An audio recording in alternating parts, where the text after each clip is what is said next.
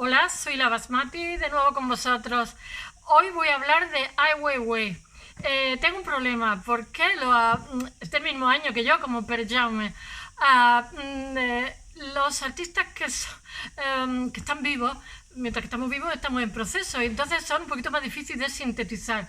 Unido a que este señor, digamos, choca frontalmente contra el régimen chino desde que vuelve de Estados Unidos de estudiar y lo tienen desaparecido durante 81 días y gracias a las presiones internacionales no le hacen nada.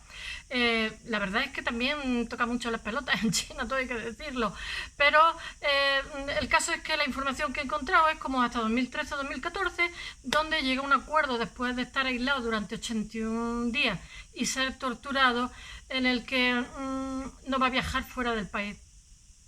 Ni me imagino ni que va a hacer obras que atenten contra el régimen frontalmente. China es mucho China, es un imperio, ahora mismo es la primera potencia. Pero de pronto leo Wikipedia, porque claro, tengo que leer varios sitios, ¿no?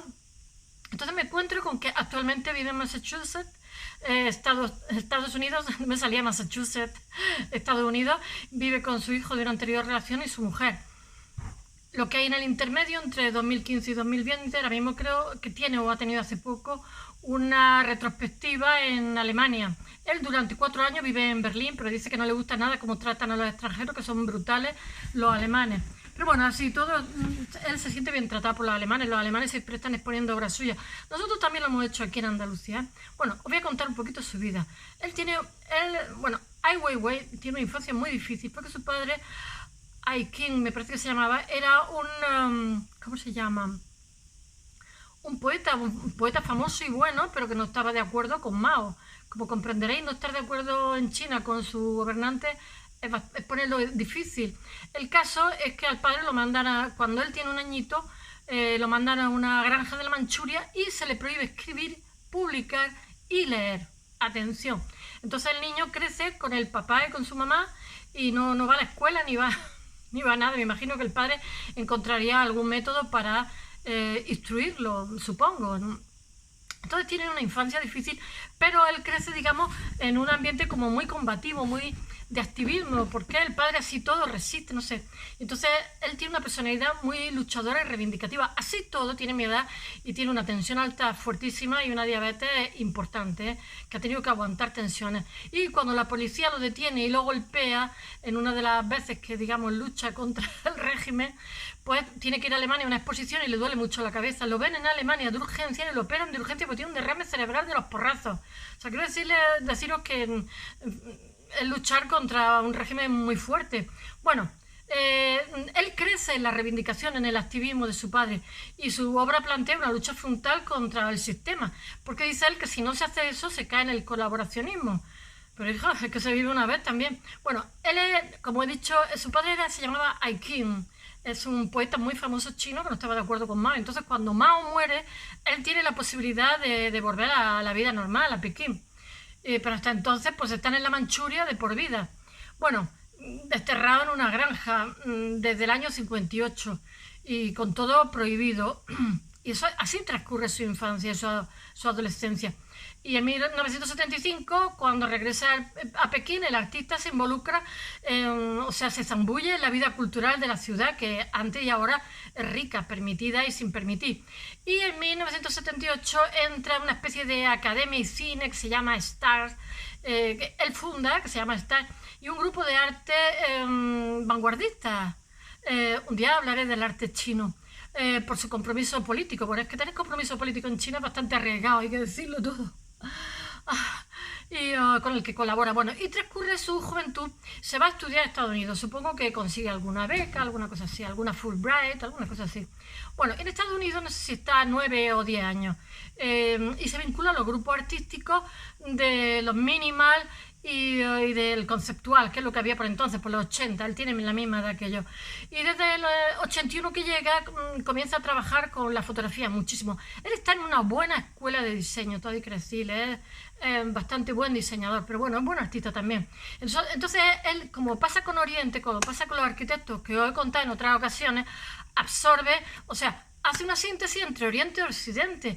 Él absorbe a Andy Warhol, que dicen los americanos, y ¿cómo se llama? Marcel Duchamp, francés.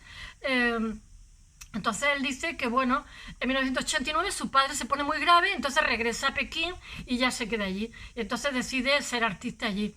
Y por la enfermedad de su padre. Y con una personalidad artística que tiene una formación occidental, pero tiene una formación también oriental. Entonces su síntesis es maravillosa, tiene mucha fuerza. Y entonces la configura, entonces hace fotografía y bueno, y coge los referentes de su cultura.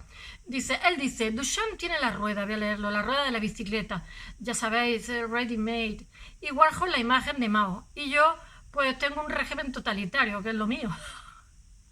Sintetiza la tradición con la formación occidental, como he dicho, y lo que hace es instrumentalizar su bagaje como arma crítica, pero se la hacen pasar canuta, como forma de expresión. Y una de las obras que representa este periodo es la vasija de la dinastía Han. Hace una acción. Entonces coge una dinastía, o sea, una vasija de hace 2000 años y la tira al suelo y la destruye. Entonces le dicen que mucha gente le dice, pero oiga, ¿cómo una cosa tan valiosa la rompe usted?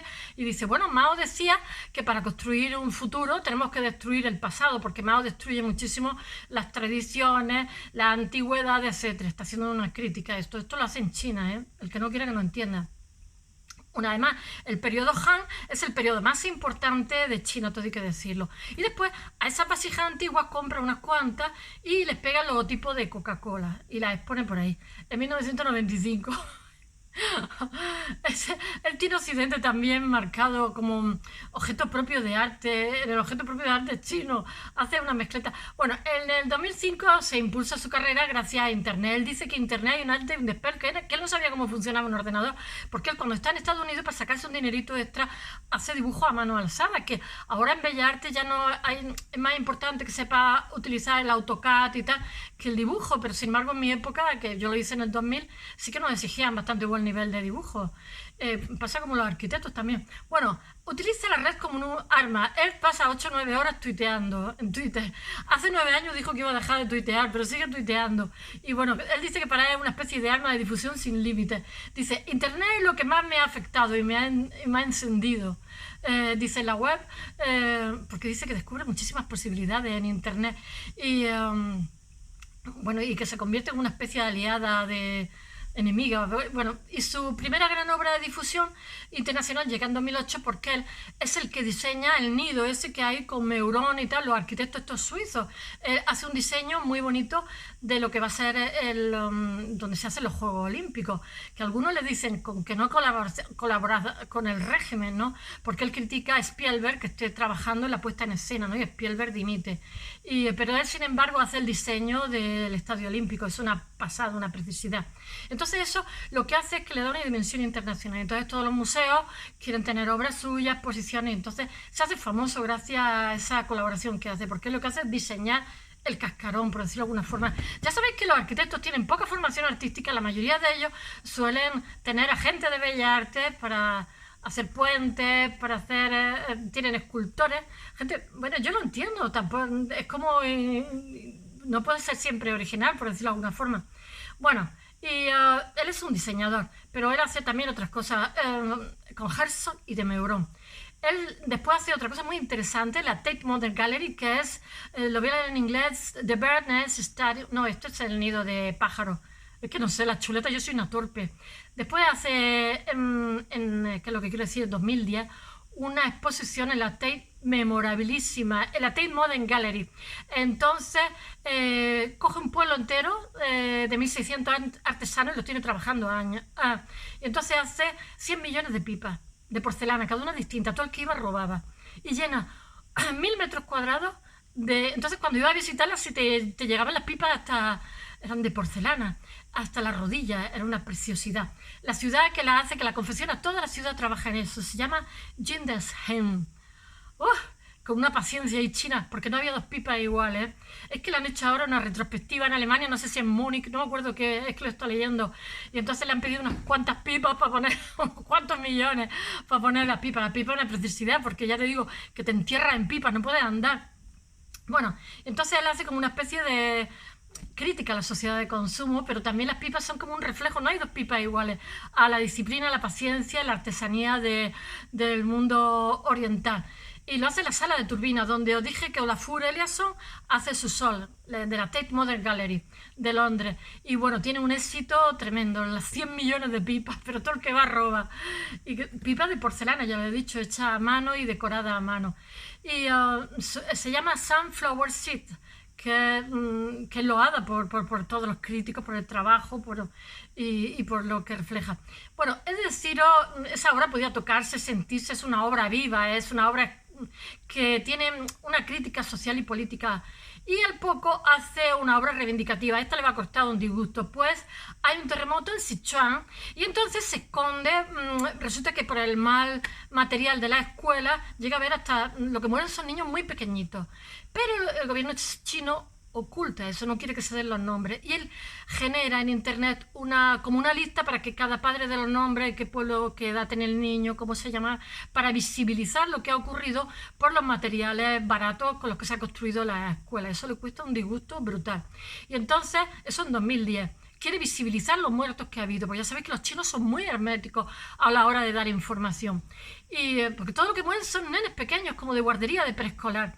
Y entonces, por supuesto, le cierran cuando lleva 5.000 niños muertos, la lista que se proyecta en todos sitios, le cierran esa página. Y entonces no sé si en Alemania también, en Alemania lo quieren mucho, aparte de todo, le dice que haga una exposición, y entonces coge y 10.000 bolsas de nene pequeñito, mochilita, hace una instalación que es como una fachada gigantesca. Y lo hace, no sé, con unas palabras chino, como no entiendo chino. Se llama Remembering.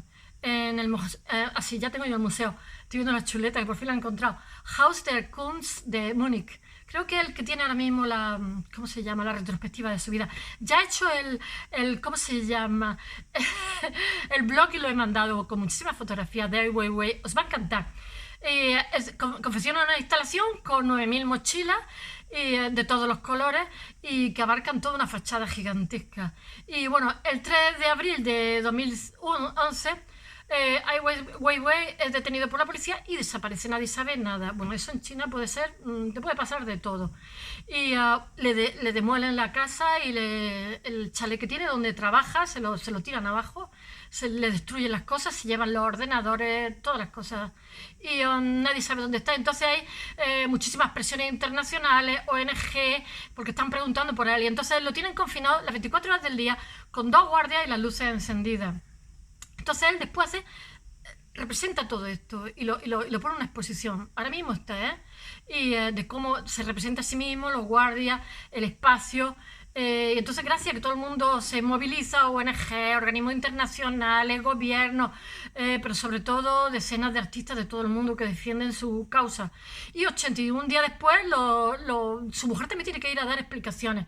Se produce su liberación, pero lo han torturado, porque estar 24 horas al día con la luz encendida es terrible. Y bueno, y él hace una reproducción exacta de todo lo que le ocurre, que lo he puesto también en el blog. Donde lo revive. Y después dice él que cuando estaba allí los guardias le decían en voz baja: cantanos algo, porque dice, también estaban aburridos, dice, era una tortura para mí, y ellos tenían que estar mirándome fijamente, y decía, canta algo, y decía él, pero sí que como mi padre lo exiliaron ahí a no sé dónde, a una granja perdida, pues solamente lo único que me sé son canciones revolucionarias, no puedo cantar eso.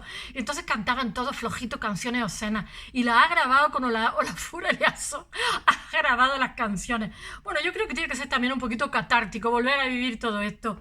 Bueno, las canciones con obscenidades en chino que no las entendemos. Bueno, he de deciros que hace como una exposición de todo lo que ocurre, con todas, ya os digo, rememorando en tamaño real, en pequeñito, pequeñas maquetas, donde estuvo, lo que hizo. Y bueno, la verdad es que yo me quedo en 2013-2014, donde él acuerda con el gobierno chino no hablar más, no viajar más, pero de pronto llego al 2020 y me encuentro, ¿cómo se llama? En ese lapsus se exponen sus obras, pero sin él, porque él no sale. Pero de pronto ahora está viviendo en Massachusetts, Estados Unidos, y está más calladito, no habla de China. Pero me imagino que habrán llegado a algún acuerdo para poder salir. porque le tiraron la casa, le tiraron estudios. Y durante ese periodo que el artista está sin salir ni nada, pues se centra en su labor artística menos reivindicativa y menos de activista, y entonces se mezclan los animales del zodíaco y sigue exponiendo por todo el mundo, entre ellos Andalucía. Como el circo de animales, las cabezas del zodíaco, son una preciosidad también. Y entonces hace diferentes exposiciones por todo el mundo. En España, ya os digo, el Centro de Salud, iba a decir. Centro de Salud, el Centro de Arte Contemporáneo de Andaluz, que es, en el 2013 se expone aquí. Pero ya os digo que ya no sé lo que ocurre entre 2014 y 2020, qué ha ocurrido en ese lapso, porque no he encontrado información. Bueno, that's all. Mañana Tiziano. Os espero. Espero que os haya gustado.